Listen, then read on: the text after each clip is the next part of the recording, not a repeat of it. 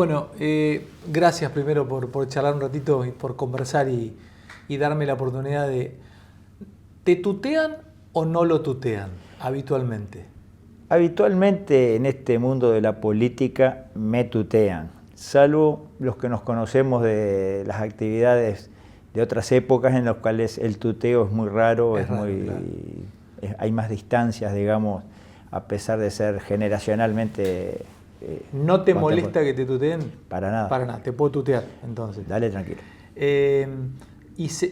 Vos sabés que mi suegro es personal civil en una base militar de hace 35 años.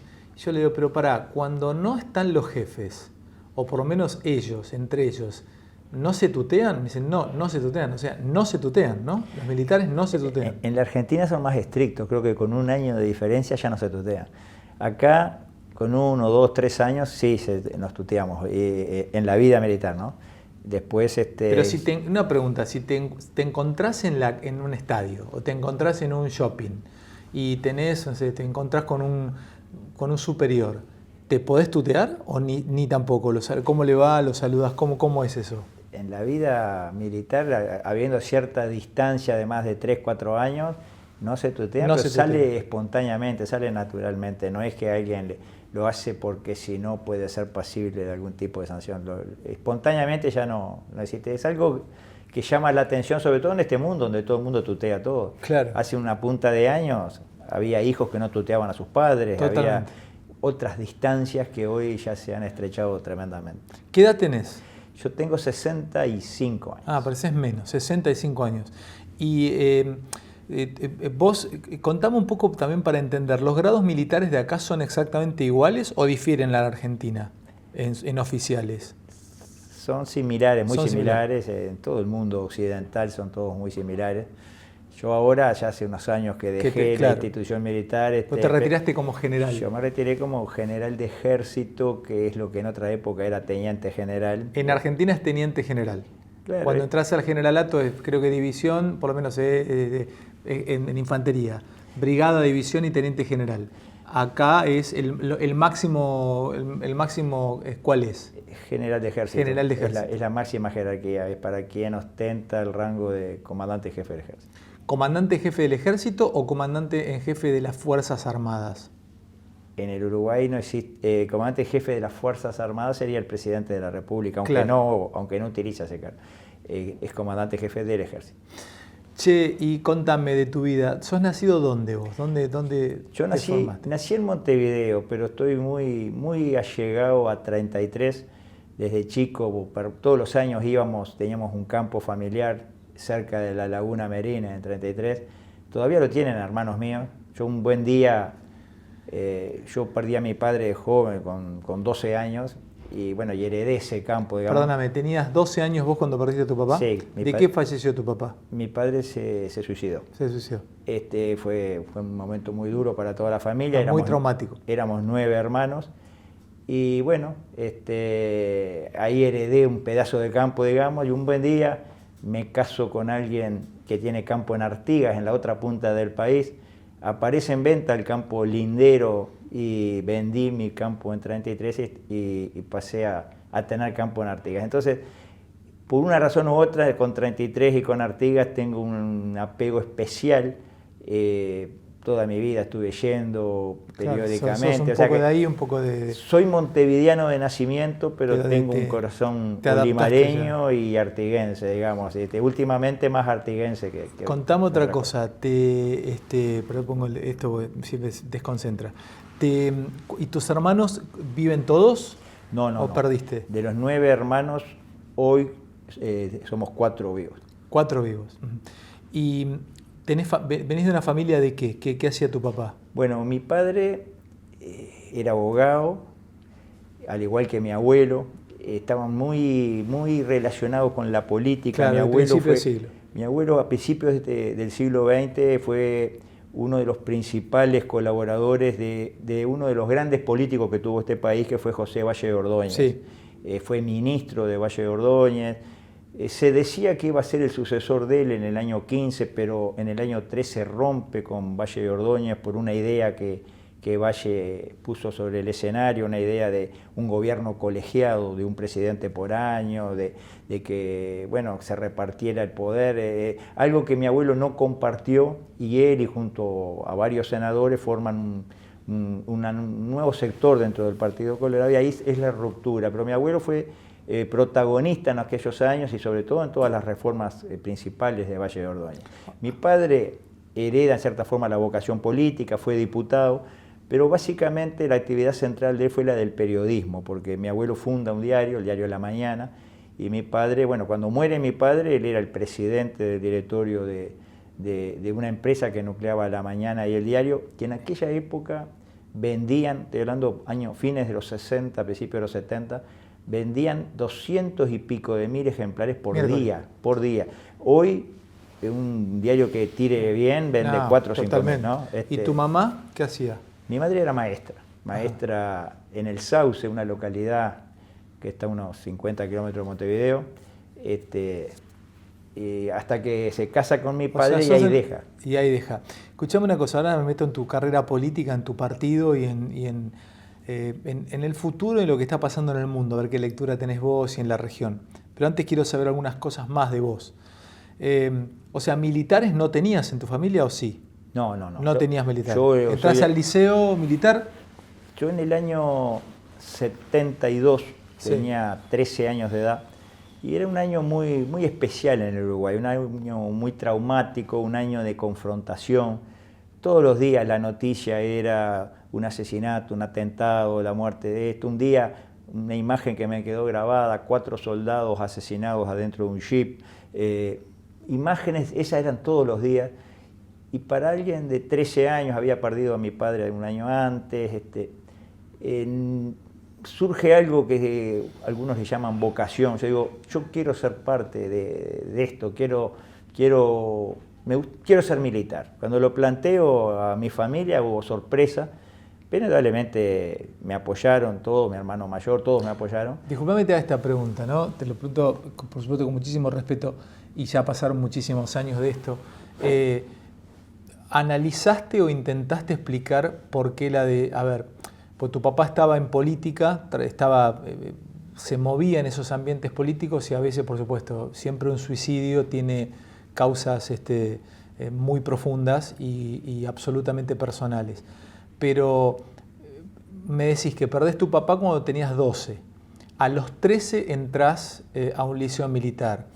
O sea, habías entendido, no sé si lo transitaste o lo trabajaste un poco, que tal vez tu padre no tengo que haya tomado esa decisión por una especie de ruptura con el mundo político, etcétera, etcétera, pero ¿vos creés que algo jugó eso también de haber visto a tu padre dejar un poco parte de su vida tratando de cambiar el país y no podía? Sí, mi padre estaba en cierta forma amenazado. En aquella época había una guerrilla que tenía listas de condenados a ser secuestrados, o digamos, listas negras, digamos. Incluso él presenció el secuestro de alguien que era su mano derecha en esta empresa periodística, un italiano llamado Pellegrini Gianpietro. Él presenció su secuestro y bueno, quedó muy afectado. Y bueno, ¿Era amigo Era amigo. Era amigo e integraba la empresa. Bueno, y estuvo secuestrado y pasó muy mal y todas esas cosas, y él estaba bajo amenaza. Yo recuerdo cuando yo era chico, en mi casa había siempre un custodia policial, porque digamos, la amenaza era real, y eso tal vez haya hecho mella en su ánimo. Yo creo que en estos casos son situaciones multicausales. No, totalmente, y siempre uno tiene que tener un cuidado extremo cuando toca estos temas en un medio de comunicación. Por eso te lo preguntaba. Sos un hombre de 65 años que ha transitado mucho desde ese chiquito de 13 años, que con el suicidio del padre entra a una carrera militar que uno no sabe muy bien. Pues yo a los 13 años entré también a un liceo militar y lo dejé a los 3 años y seguí mi carrera por otro lado. Uno entra a los 13 años a un liceo militar no para terminar siendo general de ejército. Claro. Entrás tal vez porque hay otra cosa que te llama la atención y terminás después abrazando la carrera. Es así. Para ser más preciso, yo entré con 14. A los 13 es eso de la vocación que ya, pero entré el año siguiente, ¿no? Dale. Entré con 14 años. Justo es el mismo año que bueno, se produce el golpe de Estado acá en el Uruguay y empieza toda esa situación de la cual todavía en cierta forma quedan coletazos. Y me tocó vivir ese periodo a esa edad. Y bueno, y fue mi vida. Yo estuve, desde que entré hasta que me retiré, 46 años en la institución, o sea que fue mi vida. Pero ahora estamos en una actividad que tiene muchas diferencias, si bien la vocación de servicio yo creo que es la misma, uno está en esto porque quiere cambiarle la realidad a mucha gente que en su estado de fragilidad no tiene posibilidades de cambiar, a no ser que se levanten banderas que alguna vez ondearon y que lamentablemente... Ahora me voy a meter ahí, pero para que tengo tiempo todavía para saber más de tu vida. ¿Fuiste a guerras? ¿Te tocó ir a guerras? No. Digo, no, por supuesto Uruguay no tuvo guerras, pero te tocó como enviado por Uruguay. Sí. ¿Qué te tocó? ¿Irak? ¿Estuviste en Irak? Yo estuve en 2 misiones de paz de Naciones Unidas, una de ellas en la frontera entre Irán e Irak. Entre Irán e Irak, ¿en qué año estuviste ahí? En el año 88, yo era capitán, cuando... Pues todavía estaba la guerra de Afganistán ahí, cerquita. No, la guerra de Afganistán... 84 fue, ¿no? La guerra de Afganistán había arrancado en el 79, creo que por el 87 se termina, pero claro, esta guerra arranca en el año 80 y dura hasta el 88, 8 años. Es una guerra que viene inmediatamente después de la Revolución Islámica, cuando asume el Ayatollah Khomeini. Y ahí la guerra entre Irán y Irak, una guerra muy sangrienta que hubo, sumando las dos partes, alrededor de 1 millón de muertos, una guerra con poca prensa. Atravesada por lo religioso, ¿no? Chiitas y sunitas. Era lo central. Irak es un país que tiene mayoría chiita. Claro. Irán era chiita, entonces esa revolución en cierta forma amenazaba a Irak. Bueno, pero el alto al fuego se produce en agosto del año 88. ¿Y vos llegaste? Y yo llegué antes de los 15 días. Yo llegué a ver cuerpos de la última ofensiva iraquí y los vi con máscara antigas puesta. Digo esto porque no es menor el dato. Yo le pregunto a gente, porque nosotros estábamos del lado de Irán, le pregunto a los iraníes por qué esos cuerpos, porque se veían a la distancia en la tierra de nadie, como le llamaban, ¿por qué esos cuerpos tienen máscara antigas? Y ellos decían, son soldados iraquíes que lanzaron gases químicos, cambió el viento, se les vino arriba y la máscara en realidad no les sirve de nada y terminaron muertos ellos mismos por sus propios gases. Digo esto porque pareciera que Occidente recién descubrió, entre comillas, que Irak tenía gases químicos años después cuando se produce finalmente la invasión de Estados Unidos, etc. Sin embargo, ya en el año 80 y pico, y yo fui en el 88, se sabía claramente, y yo soy testigo de ver cuerpos con máscara antigas, quiere decir que los gases químicos no eran una novedad para nadie. ¿Dónde estuviste después de eso? Quiero precisar que ese año, a final de año, Naciones Unidas obtiene, o sea, el premio Nobel de la Paz se lo dan a las fuerzas de paz de Naciones Unidas, ¿no? Y yo estaba justo ahí, o sea que si yo dijera hoy que soy un premio Nobel no estaría mintiendo. Por supuesto que no lo digo, pero de los 14.000 efectivos que había por todo el mundo fue el premio el Nobel de la Paz ese año 88. Estuviste en esa guerra como enviado y después en cuál otra. Después estuve en Mozambique, una ex colonia portuguesa que salía de una guerra civil. Ahí fue un batallón uruguayo, me tocó ir como salvador militar. ¿Dónde está Mozambique? Mozambique está en el sudeste de África, está Sudáfrica abajo todo, y el país que sube, digamos, por el este, por el Océano Índico, es Mozambique. Un país grande, un país que tiene muchas cosas interesantes. ¿Tenía una guerra civil? ¿Era tribal la guerra? No. Al terminar la ocupación portuguesa, se desata una guerra civil, asume un gobierno con apoyo soviético, digamos, pro-comunista, pero por otro lado, desde Sudáfrica se apoyaba a la reacción anticomunista, entonces se forman dos bandos, unos apoyados por Rusia y otros por Sudáfrica, y bueno, hay una guerra muy sangrienta que dura varios años. Bueno, ¿Cuánto estuviste ahí? Ahí estuve un año entero. ¿Un año estuviste? Sí, viviendo a carpa en el medio del monte, con 40 y pico de grados de calor todos los días, con alacranes en la vuelta, con ratas, ratones, mamba, una víbora. La mamba negra. La mamba letal. Negra. ¿Te mata en cuánto? Le decían la 3 pasos, le decían, ¿no? ¿Por qué la 3 pasos?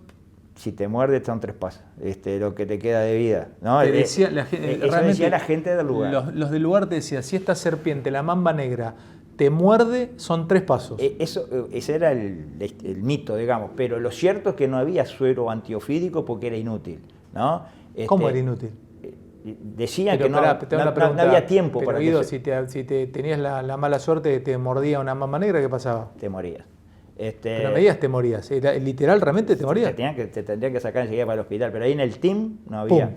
Entonces vivíamos con esa psicosis permanente, porque aparte todos los días, yo no sé si era real o eran los locales que nos hacían una broma los observadores, todos los días había en la arena huellas de víbora, o sea, el semicírculo, ¿no? Entonces, y estaba lleno de ratas, nosotros teníamos que matar las ratas poniéndole veneno para que no vinieran las víboras atrás. Pero cuando le poníamos veneno a las ratas teníamos que avisarle a todos los locales que habíamos puesto veneno porque ellos comían las ratas, era parte de la comida de ellos. No. Sí, entonces, y eso un año entero, 40 grados de calor todos los días, a carpa, ¿no? Y en el team éramos un húngaro, un checo, un español, que era la bendición poder hablar castellano con alguien, un chino popular, un zambiano, uno de Guinea-Bissau, todo bien heterogéneo, y ahí compartíamos, teníamos que desarmarlos a las guerrillas, nos tenían que entregar sus armas.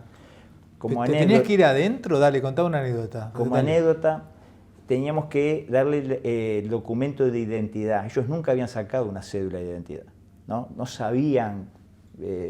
Entonces, nos juntábamos 3 observadores, venía uno de ellos y le preguntábamos ¿qué edad tenés? Y él decía 23. Entonces, los 3 decíamos cada uno una edad según lo que nos parecía. No, para mí tiene 28, para mí tiene... Hacíamos el promedio de los 3 y del día en que estábamos, ese era el día de nacimiento. Y le hacíamos una cédula de identidad que era la primera que tenían en su vida y que seguramente la tienen hasta el día de hoy. Llegaba uno de la guerra de ellos. Sí, de la Se guerra. presentaban, éramos 3 nosotros. Decía, ¿qué tal? ¿Cómo le preguntabas el nombre? ¿Cómo te llamás? Ahí está. Listo, el tipo y bueno, decía, ¿cuándo naciste? Generalmente la respuesta era no sé cuándo nací. Listo. Entonces los 3... Perdóname, yo lo miraba y decía, para mí Guido tiene 25. Yo decía 25. Generalmente le dábamos... digamos, preponderancia a lo que decían los africanos que estaban con nosotros, el de Zambia o el de Guinea-Bissau, porque le pegaban más que nosotros. Yo a veces pero ustedes promediaban la edad y le sacaban la cédula ahí. Y el día de hoy, la fecha de hoy, ese era el día de nacimiento y el año según la edad que habíamos calculado, y ese era el documento que tenía y seguramente es el documento que tienen hoy vigente. Entonces digo, si habremos, entre comillas, bautizado gente en esa misión, eran como 1000 aparte, ¿no? Todos los días teníamos un montón. Escúchame, ¿Cabildo cómo nace? Cabildo nace como una necesidad. ¿En qué año nace Cabildo? Nace a finales del año 18, en realidad formalmente a principios del 19, cuando la Corte Electoral lo autoriza. En un momento en el cual en el Uruguay había un gran desinterés por la política, un gran desprestigio del sistema político, un hartazgo, digamos. Las encuestas, por ejemplo, el Latino Barómetro presentaba encuestas y ponía el grado de apoyo de las distintas instituciones. Bueno, los partidos políticos eran las últimas, era lo que la gente menos... peleándose con los sindicatos. Entre los partidos políticos y los sindicatos era lo que menos apoyo tenía de la gente, ¿no? En cambio, las Fuerzas Armadas y policiales eran las que más apoyo tenían de la gente. Latino Barómetro, año 18, por si alguien lo duda, que lo busquen, que debe estar en las redes. Entonces, Cabildo Abierto surge en cierta forma como una necesidad de ocupar un espacio que estaba pidiendo la gente. ¿Qué es ese espacio para vos? Si me lo tuviese que definir, vos trabajaste como observador, yo no soy observador, pero vengo de afuera. Y yo te pregunto en 2 palabras, ¿qué representa Cabildo Abierto? Y Cabildo Abierto es en cierta forma, y así lo definimos nosotros, la voz de los que no tienen voz. Es el partido, o mejor dicho, son aquellos que presentan los temas que realmente le cambian la vida a la gente y que muchos no se animan a presentar. Está bien, pero eso me lo dicen los de izquierda y los de centro. Me lo dicen los de Multicolor, me lo dice COSE, me lo dijo Yamandu Orsi. Te pido, acelerame un poco más. ¿Qué representa? Bueno, pero tú tendrías que estudiar un poco la historia de los últimos tiempos y ver que muchos hablan desde cierta hipocresía, porque dicen cosas que cuando pudieron haberlas cambiado, no las cambiaron, que tuvieron 15 años las posibilidades con las mayorías parlamentarias necesarias, con los recursos económicos, porque el Uruguay tuvo más recursos económicos que nunca desde la guerra de Corea en los 15 años, y no la cambiaron. Y nosotros, en cambio, planteamos temas que son esenciales y nadie se atreve. Un tema que hoy por hoy está sobre el tapete, que nosotros hemos planteado, es el de la deuda de la gente. La gente que ha sido víctima de la usura, que ha sido víctima del abuso de prestamistas que les cobran por intereses realmente increíbles en un país con una inflación del 5% anual. Bueno, todo el mundo sabe que hay un problema. Hay medio Uruguay, y no estoy exagerando, con el problema del sobreendeudamiento. Están en el millón que hoy están en el clearing de informes, que están atrasados y no pueden pagar sus cuotas. ¿Qué propones ahí? ¿Qué harías vos? Nosotros estamos proponiendo, primero propusimos un proyecto de ley para que por ley se pudiera cambiar esta realidad, que lleve a una reestructura de la deuda. Hay gente, y lo tenemos documentado, que tenían deudas pendientes de 20, 30 mil pesos, no pudieron pagar porque perdieron su trabajo durante un año y pico. Cuando vuelven a pagar, están debiendo 200, 300, 400 mil pesos porque les aplicaron multa. Sí, es sorprendente, y lo tenés medido y es gran parte de la sociedad uruguaya. Hay medio Uruguay con el problema. Hay 1 millón, y eso lo dice la propia empresa que opera el clearing, en el clearing de informes, o sea, con problemas de incumplimiento. Pero aparte están los decenas de miles de uruguayos que pedalean todos los meses para poder cumplir con la cuota y pagarle los intereses de usura a quienes les están cobrando demasiado, violando la Constitución de la República, porque Constitución de la República dice claramente que... Te hago esta pregunta, porque el otro día cuando vinieron candidatos, yo me quedé hablando con mis amigos acá, con mis compañeros del Observador, y por ahí del otro lado alguno se me va a reír, pero estoy acostumbrado a que se me rían. Me encanta que se me rían porque es mejor que no te vean venir y que te traten de estúpido, ¿viste? A los boludos nunca se les presta atención, y es mejor a veces pasar por boludo. Yo prefiero pasar por boludo, honestamente. Tal será porque vengo del interior, ¿viste? Prefiero que pasar desapercibido, por debajo del radar. Entonces yo les dije, cuando hablaba de vos, le digo, che, hay que hacer una nota, porque ojo que no se saben si en algún momento terminan siendo presidencia. Y había 4 o 5 que no están acá, no te enojes, no están acá. Pero ¿cómo van a ser presidencia? Pero no hay chance. En un país como Uruguay no hay chance. Mire, muchachos, yo lo vi con Milei en Argentina. No se enojen, pero venía Animales Sueltos y nadie pensó que pudiera ser presidente y es presidente. No, pero en Uruguay es diferente, que acá es diferente, que acá se reparten, son dos tendencias, de un lado y del otro. Esto es bipartidista, puede haber o en realidad no bipartidista, sino que es como que hay 2 sistemas de poder que se van a ir repartiendo la pelota. Si te retrotraes medio siglo, un poco más de medio siglo, te hubieran dicho lo mismo. Y apareció un frente amplio, algo nuevo. Te dirían lo mismo, esto es imposible, no tienen posibilidades, porque acá siempre fuimos blanco y colorado desde la independencia. Llevamos 150 años de blanco y colorado. Te lo hubieran dicho hace más de 50 años. O sea, ¿vos no te das por vencido? ¿Vos crees que puede ser presidente en algún momento?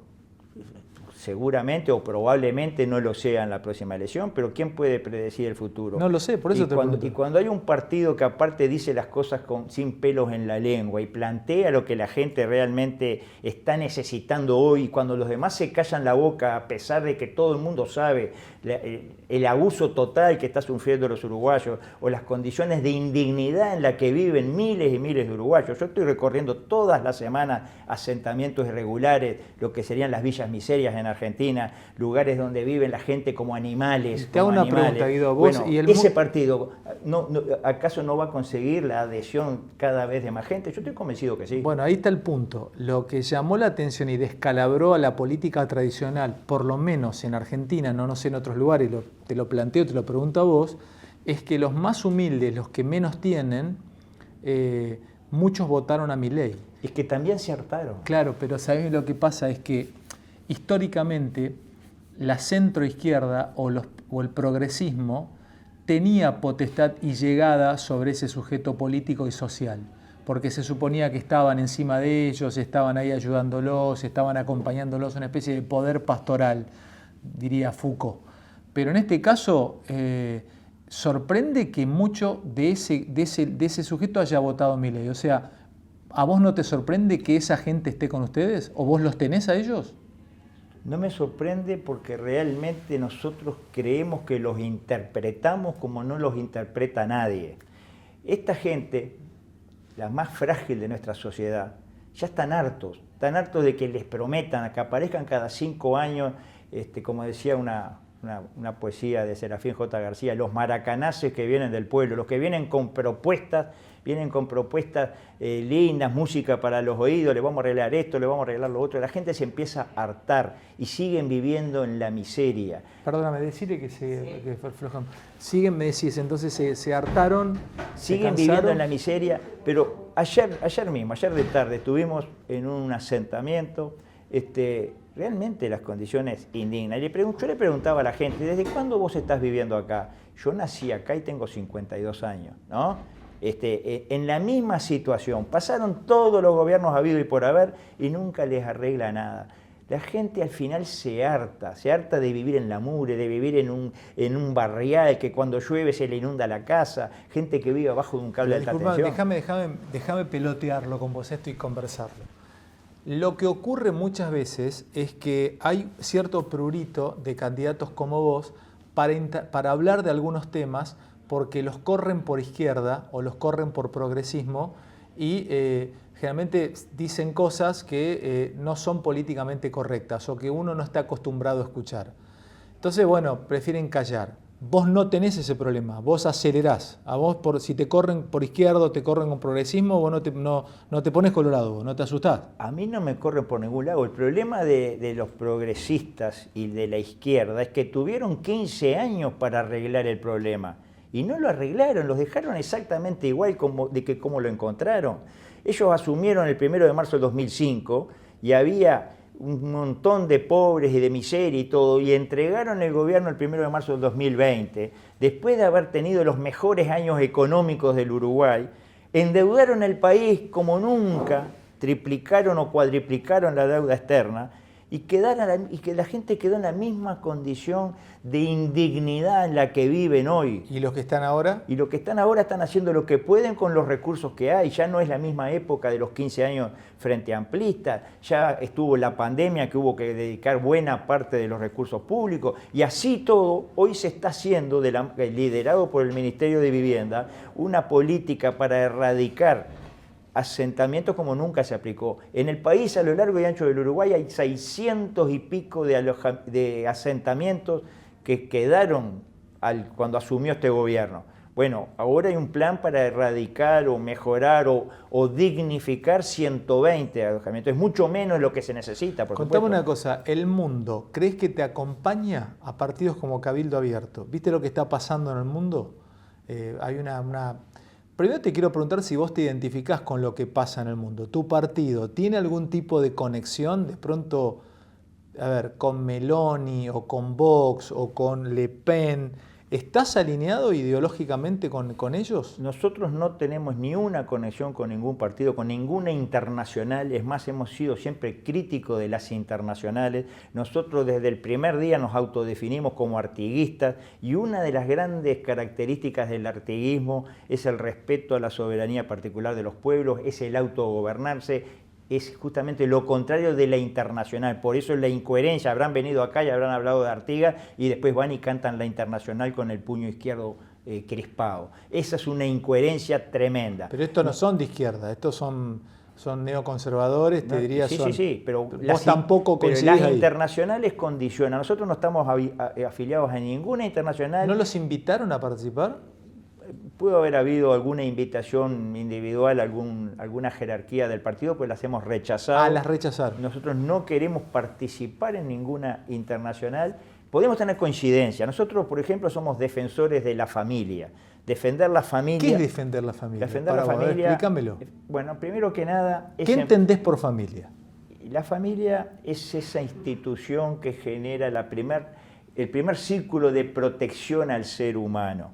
es donde se desarrolla el ser humano. La familia, por nuestra Constitución, es la que decide cómo se educa al niño. La familia es la que tiene que velar por el desarrollo humano de la persona. Guido, ¿no tenés problema cómo está compuesta? ¿No tenés problema? No, nosotros sabemos bien la realidad, cómo se va dando en nuestra sociedad. Sabemos que hay familias muy heterogéneas, ya no es la familia tradicional, pero la institución familia, que es la que está bombardeada desde hace mucho tiempo, yo creo que hay que fortalecerla, porque aparte hay consecuencias de la debilidad de la familia que son palpables. Por ejemplo, la incursión en la droga de los niños, de los jóvenes, ¿no? Ya de los adolescentes, que en este país hoy es un problemón en ascenso y que hay que atender. Y una de las formas, uno de los antídotos es la familia fuerte, fortalecer a la familia. Nosotros cuando defendemos la familia ya nos merecemos o nos ganamos el mote de derecha o de extrema derecha. Defender la familia... Y vos te consideras, bueno, porque, a ver, es antiguo decir categorizar, pero también es una forma de medir. Es como de que venga mañana un arquitecto y diga, no vamos a medir, es antiguo medir, pero tenemos que hacer la casa, como ¿de cuánto vamos a hacer la pared? No se mide más, no, pero algo me tiene que dar alguna. Entonces, te dicen que es antiguo los politólogos. Yo soy licenciado en filosofía, no soy politólogo, pero yo necesito alguna categoría para entender lo que yo estudio, lo que yo trabajo. Entonces yo necesito saber dónde estás. Entonces yo dónde te categorizo. Si alguien viene y te dice vos sos de derecha, es más, vos estás muy tirado a la derecha, ¿qué le decís? ¿Vos sos de derecha? Yo le digo primero, definime derecha. Y bueno, ¿no? Yo te lo pregunto a vos, ¿qué es derecha? Bueno, si derecha es respetar la autoridad, querer restablecer el respeto a la autoridad que empieza en la familia, los padres, que siguen la escuela, en el liceo, el maestro, el profesor, el policía, el militar, los símbolos nacionales. Pero acá no se los respeta, se los respeta acá. Bueno, acá el frente no respeta a los candidatos una cultura que avanza de irrespeto a todo eso. Pero ¿cómo sería? ¿En qué lo notas? ¿En qué te respetan? Yo lo noto, que un maestro a veces reprende a un niño, lo critica, lo que sea, y viene el padre y le pega un coscorrón al maestro porque ya no se respeta al maestro, o el niño, están con los celulares en las clases. Hay profesores que han renunciado a las cátedras porque nadie les presta atención, está todo. Se ha perdido el respeto. ¿Y cómo haces ahí, Guido? No podés ir contra eso porque te pasa por encima la época. Vos le decís a un pibe de 9 años, no tenés que tener con el celular. Y te dice, ¿cómo me aviso con mi papá si me duele la cabeza? Te dice el chiquito. Yo me resisto, honestamente, al derrotismo, a eso que acabas de decir. No podés ir contra eso. Sí, puedo ir contra eso, trato de ir contra eso. Capaz que pierdo, pero trato de ir contra eso. Hay que tratar de restablecer, de restaurar valores que se han perdido y que nos han hecho peor como sociedad. Esta falta de respeto a todo tipo de autoridad va generando la ley de la selva, la ley del más fuerte. Aquí el que se puede bancar la seguridad privada, las rejas, las alarmas, los barrios privados, vive bárbaro. Pero el que no puede, el que vive en esos lugares que nosotros visitamos todas las semanas, vive cada vez peor porque se ha perdido el respeto a la autoridad en toda la expresión, se ha perdido ese respeto a las normas de convivencia, que es lo que hay que restaurar en este país de una vez por todas. No podemos seguir así. Los más frágiles son las peores víctimas de esto. Y nosotros, y vuelvo al origen, hay que definir derecha o izquierda. La izquierda se autoproclama o se autodefine como la más sensible con los más humildes, los más frágiles. Y eso te dice, yo lo tuve a Orsi y a Cose, y sí, te dicen, tenemos una sensibilidad social con los desposeídos, con los más humildes que no tienen los demás. Bueno, yo no quiero ser ofensivo, pero hay una gran hipocresía en lo que dicen. Habría que ver lo que hicieron ellos o sus gobiernos. Ellos mismos fueron jerarcas, pero aparte todos sus entornos y sus presidentes en los 15 años, a ver si fueron tan sensibles con los más frágiles. Yo creo que ahí hay una gran hipocresía en todo eso. Los más frágiles quedaron en el estado de fragilidad. Acá las grandes políticas fueron para favorecer a los más fuertes, a las empresas que venían de afuera, favorecer la concentración de la tierra, las grandes superficies, las cadenas de farmacia, siempre favoreciendo a los grandes. En las discusiones salariales se pauta con los más fuertes de cada rama, y los chicos, lo que representa el trabajo nacional, la clase media nacional, no pueden acompañarse, terminan fundiendo. Esa realidad la propiciaron ellos. O sea que por lo menos que hagan una autocrítica, que digan, nos equivocamos en los 15 años, vamos a cambiar, pero no con el mismo discurso de antes, que todos sabemos qué fue lo que finalmente hicieron. Guido, escuchame una cosa, vos pensando en lo que viene, en las elecciones que ustedes tienen en poco tiempo, ¿va a ser igual? Viste que Uruguay, la mirada que tiene el mundo sobre ustedes es que no tienen un gran vaivén. Caminan por el virtuosismo del justo medio, o por lo menos no se van no son pendulares. Esta viene igual, gane quien gane, gane Álvaro Delgado, gane de un lado, no sé, o del otro lado gane Orsi o Cose, ¿es lo mismo? No, yo creo que no es lo mismo. Yo creo que es muy diferente. O Rafa, o no importa, Yo creo este Frente Amplio que viene, si llega a ganar, no es el Frente Amplio que ganó en el 2005. Frená y explícame por qué. Fácil, no es el Frente, ¿en qué lo catalogas diferente? ¿Para bien o para mal lo catalogas diferente? Para mal. ¿Para mal? Sí. ¿Por qué? El Frente Amplio que viene no tiene nada que ver, no tiene figuras de la talla y de la visión y de la moderación que podía tener un Tabaré Vázquez, un Danilo Astori y el propio Mujica que a pesar de su historial, digamos, fue un presidente de bajar la pelota al piso, negociador. Vos decís que sea Orsi o sea Cose, si gana el frente, el Uruguay va a virar. Yo digo que quienes hoy por hoy los rodean y en definitiva los condicionan, son mucho más radicalizados, mucho más envenenados. Uno lo ve en el ambiente, uno lo ve en las distintas posturas, en las discusiones, en la oposición cerril que hicieron acá. Armaron un caceroleo contra el gobierno cuando arrancó la pandemia, exigiendo cosas que realmente demostraban falta hasta de criterio.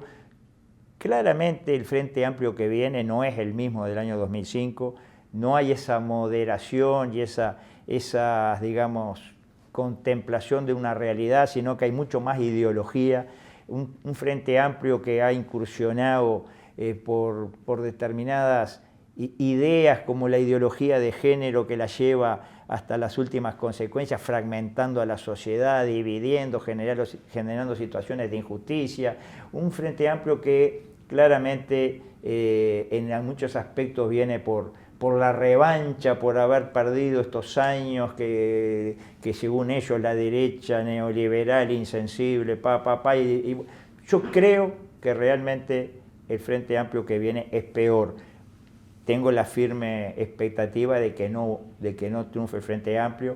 Por eso te digo, no es lo mismo uno u otro. Es cierto, sí, que el Uruguay es muchas veces el país de las medianías, del promedio, digamos, de ir al medio. Pero con este promedio vamos mal. Vos cuando te ves por fuera o sea, te ves en un canal de televisión o te encontrás en un lugar público, ¿no tenés ningún problema con ellos? Cuando hablas con Yamandú, cuando hablas con Cose, ¿no tenés problema? En el trato mano a mano, siendo más concreto, hoy, por ejemplo, tuve sesión del Senado, en el Senado que están representados. El trato es deferente, es cordial, digamos, pero claramente tenemos visiones muy encontradas, muy diferentes. Pero por supuesto no vamos nunca a esa radicalización extrema en la que se va en la Argentina, donde los enfrentamientos a veces no tienen límite. Te hago una pregunta que siempre enseñame, o por lo menos dame tu mirada. Vos recién dijiste una etapa muy traumática, empezaste a hablar de tu papá, de tu adolescencia, dijiste Uruguay vivió una etapa muy traumática en los 70. Argentina también ha vivido una etapa muy traumática como gran parte de Latinoamérica. Y como vos dijiste el término traumático que creo que va, todo trauma genera sus síntomas. Y hay traumas que no se curan, viste que vos podés ir al psicoanalista y podés trabajarlo, pero los síntomas van a estar toda la vida. Lo que vos podés hacer es trabajar tu síntoma, pero curarlo no lo vas a curar. ¿Está curado eso acá? ¿O es sintomático y eso va a seguir tirando síntomas? ¿Los 70 en Uruguay están curados? Yo creo que es responsabilidad del sistema político levantar las luces, mirar lejos. Es responsabilidad del sistema político tratar de curar esto de una vez por todas. Lamentablemente hay quienes apuestan a que acá no haya cura, a seguir en la confrontación permanente. O sea, eso está. Cuando vos discutís cualquier cosa, los 70 vuelven a aparecer. Vuelven a aparecer. Subyace. Sí. Sí, muchas veces uno percibe que es como un caballito de batalla que tienen para unirse, porque tal vez entre tan heterogéneos que son, lo que los une a ellos es esa condena, ese pasado que le llaman pasado reciente, que no es tan reciente, ya lleva medio siglo de pasado, es lo que los une y en definitiva ese motor de odio con el cual miran la historia es lo que les sirve, y uno ve que mientras se siga en eso jamás va a haber una... ¿Y a tu partido lo puede mirar sin el prisma de eso? Por ejemplo, vos sos principal dentro de Cabildo Abierto y vos tenés un pasado militar. ¿Te pueden mirar sin tu pasado militar o eso va a primar siempre? Eso va a primar siempre. Yo soy militar y seré militar hasta el último aliento de mi vida, porque fue mi vida, pero claramente Cabildo Abierto es mucho más que eso. Acá en el Uruguay, el 11% de los uruguayos no son militares, que fue los votos que tuvo Cabildo Abierto, y seguramente eso van a ser más en el futuro. Acá hay mucha gente que se siente identificada con Cabildo Abierto, que no tiene nada que ver. ¿Vos crees que va a ser sorpresa lo de ustedes ahora? Yo tengo la expectativa de crecimiento. Yo diría que sorpresa no va a ser, porque es hasta lógico que crezca el partido que está planteando las cosas que afectan realmente a la gente. Sorpresa es que en la próxima elección estés con chance de entrar al podio, de estar ahí jugando por la final.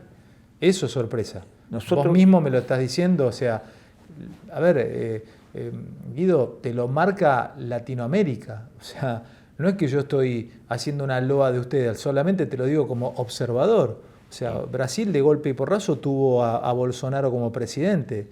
Estados Unidos, también Trump no era militar, pero es un tipo que aboga con algunas ideas de las que tienen ustedes. El tipo fue presidente y ahora tiene la chance seguro o estará cerca de recuperar la Casa Blanca. A ver, Le Pen le hizo adelantar las elecciones a sí, Macron, Milei, o sea, es cierto, eso es lo que te también pregunto. Es cierto que Uruguay tiene su propia forma de ser, su propia... van más tranquilos acá, van más lentos. Más de las medianías, más claro. lento, tal vez los escenarios sean menos propicios a esos subes y bajas tan violentos que puede haber en otros países, pero yo digo que todas las cosas siempre ocurren por primera vez, siempre hay una primera vez y hay cambios que se pueden ser significativos y que sorprendan. A mí me decía un politólogo, un veterano politólogo que tiene varios años en el tema, dice...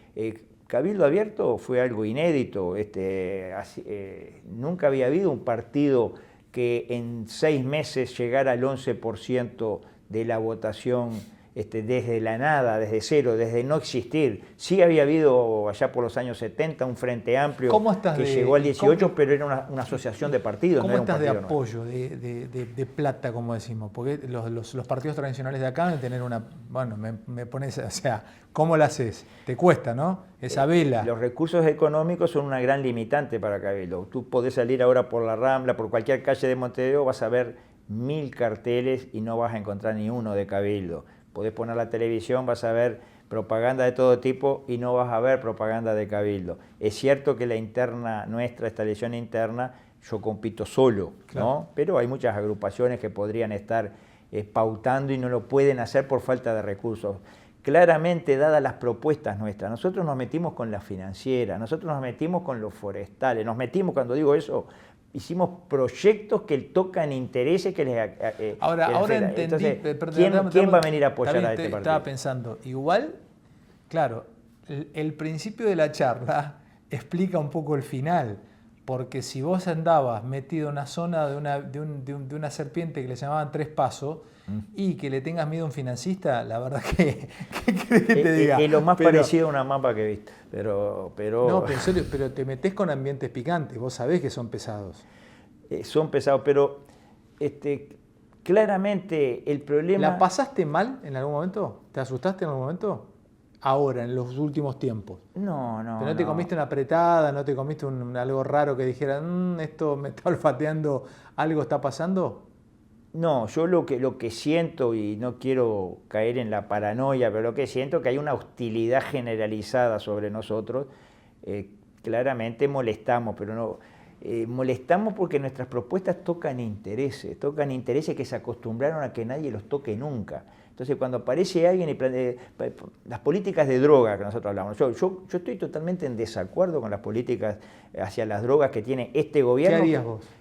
Yo, para empezar, haría una campaña masiva, una campaña agresiva a todo nivel para afectar la demanda, la otra cara de la moneda. Todo el mundo se centra en la oferta. No, vamos a la demanda. ¿Por qué un joven termina demandando droga? Te hago una pregunta. ¿Qué derogarías de lo que está? ¿Cambiarías algo de lo que está? Sí, yo ¿Qué derogás? derogaría la legalización de la marihuana recreativa. Lo haría. Hoy genera problemas. ¿La derogás? Si llegás, ¿la derogás? Si tuviera la mayoría, sí, yo lo planteé. Si te dan las herramientas, la derogarías. Sí, sí, nosotros en nuestro programa de gobierno del año 19 lo pusimos, lo intentamos en este gobierno, estábamos solos, ningún partido nos la lleva. Creemos que eso ha sido un paso hacia la naturalización del consumo de marihuana. Creemos que hoy los jóvenes en las puertas de los liceos se reúnen a fumar un porro porque no perciben la gravedad de lo que les va a ocasionar eso. Creemos que falta una campaña clara que les diga 500 veces antes de que den la primera pitada el daño que les ocasiona, irreversible. Cualquier neurólogo puede atestiguar del daño que generan las neuronas el consumir antes de tal edad, lo que genera el consumo de marihuana, la pérdida de concentración, de atención, lo que genera en cuanto a la pérdida de motivación en la vida. ¿Y tenés lobbies en contra, me imagino? Y claro que sí, claro que sí. Y vos me decías, a ver, es un término psicológico la paranoia, pero a veces las paranoias están bien fundadas. A ver, si sos paranoico, es porque sos paranoico y es una patología, pero hay situaciones que ameritan decir, bueno, che, algo está pasando, qué sé yo. Bueno, tenés las antenas paradas que algo está pasando. Tú sos argentino, si tú vivís acá un tiempo y mirás la prensa, o la hubieras mirado durante estos 5 años, capaz que te venía la curiosidad y diría, pero ¿por qué será que a estos le pegan todos los días? Porque todos los días hay algún medio, y no me refiero a medios de izquierda, derecha, de todo el espectro político, que algo tienen contra este partido. Porque decís cosas políticamente incorrectas y no aceptadas por la época. Esto no te lo digo mal, al contrario, te lo digo, mira, disculpame, te cierro esta idea. Hay una hermosa frase de un pensador que se llamó Michel Foucault que decía, toda época es una pecera en la que vos nadás y toda época te hace decir lo que la época quiere que digas, ver lo que la época quiere que veas y aprender lo que la época quiere que aprendas. Y qué sé yo, por ahí decís cosas que no están para la pecera, ¿viste? ¿Qué sé yo? Vos decís no es una crítica, ¿eh? O sea, no. Entonces vos decís, un día te ve un periodista no sé, del Observador y te pega por tal cosa. Después ves uno del País, te pega por otra. Después ves uno de un canal, te pega por otra. Decís, che, pero me están pegando a todos lados. Pero pues están diciendo cosas que por ahí la época ya no acepta. Bueno, es así. Es una mirada, ¿eh? Nosotros, si hay algo que nos hemos caracterizado, es por la frontalidad. Nosotros lo que pensamos lo decimos y lo que decimos tratamos de hacerlo. Y eso a veces en política se paga caro. Claro. Pero nosotros no queremos dormir tranquilos. En el tema de drogas tenemos serias diferencias, en el tema de deudas tenemos serias diferencias, en distintos temas. ¿Imputabilidad de menores? ¿Cómo están ustedes con la edad? Bueno, yo pienso que acá hubo una tentativa de correr la edad de imputabilidad, llevarla a 16 años. Yo en esa época estaba en actividad, no participé políticamente del tema, pero estaba de acuerdo. Yo creo que si los menores son capaces de cometer tremendos crímenes, digamos, tienen que ser responsables después de determinada edad. Hay partidos políticos que los hacen votar, es decir, tienen el discernimiento y la capacidad para elegir políticamente y no tienen la posibilidad de ser imputables. Yo creo que hay una incoherencia en eso. Yo creo que bajar la imputabilidad de menores es algo para discutirlo, pero no lo veo mal, sobre todo viendo los crímenes tremendos que muchas veces son menores los que los llevan adelante. Pero la solución acá pasa por cambio cultural. Acá se ha ido pudriendo culturalmente nuestras sociedades a lo largo de décadas. Y veo que tienen muchos chicos muy pobres, ¿eh? Tienen un avance en la pobreza infantil terrible. Es realmente dramático golpeante. Eso. Por eso es que te coma la raíz del país. Y si no arreglamos eso, el futuro del Uruguay está comprometido. Tan complicado, El Uruguay tiene proyecciones hacia adelante que que marcan zonas de riesgo tremendas. Mira, en el Uruguay el año pasado nacieron menos uruguayos que los que murieron. Eso es gravísimo para un país, para cualquier país, pero más para un país ya semivacío de arranque como es Uruguay. Claro, total. Entonces, si no cambiamos esas realidades, digo, ¿para qué está el sistema político si no es para prever a largo plazo? Si no cambiamos eso, si no terminamos con el flagelo de la droga, y para eso primero hay que salir del derrotismo, porque acá es muy fácil decir, no, Estados Unidos nunca pudo, Europa nunca pudo, ¿qué vamos a poder nosotros? Pero ¿cómo no vamos a poder un país con las dimensiones de Uruguay, con la geografía de Uruguay? Guido, te hago la última. Vos sabés que hay un ascenso de una mirada antipolítica en muchos países, por lo menos en el mío se ve, de asqueo de la sociedad a las formas, casi te diría monárquicas, que tiene parte de la política en Argentina.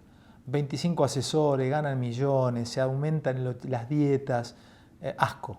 Pero de verdad te digo, dan asco, y lo digo abiertamente porque lo digo también en mis medios, ya en Neura, y la gente está harta, cansada, asqueada, y también eso es lo que pone un tipo como Milei en ese lugar. Contame, quiero saber si es cierto, vos, tu sueldo, una parte de tu sueldo lo entregás, lo donás. Yo mi sueldo de senador lo dono completamente. Yo tengo aparte un retiro militar. Para. ¿Tu sueldo tu sueldo de senador lo donás? Sí. ¿No te lo quedás? No me lo quedo. Lo dono totalmente a distintas instituciones que atienden problemas de drogas. Pero callado la boca, no hago aspaviento de eso, no me interesa hacer aspaviento. Lo dije antes en campaña en el año 19 y lo estoy cumpliendo. Vivo del retiro militar. Yo fui comandante jefe del ejército, tengo un buen retiro militar. Pero tu guita, lo que te entra de la política, no la tocas. No lo toco. No la tocas. Hay una partida de secretaría que va directo al partido, que el partido le paga a los que trabajan en la secretaría, y la otra parte va a esas instituciones. Creo que, en definitiva, uno necesita determinadas cosas para vivir y no más. Entonces, teniendo lo que necesita, yo en ese sentido tengo claro que puedo perfectamente prescindir de eso. Te agradezco muchísimo esta charla. Bueno, ha sido muy amable, Guido. Bueno, gracias a ti. Gracias, muy amable.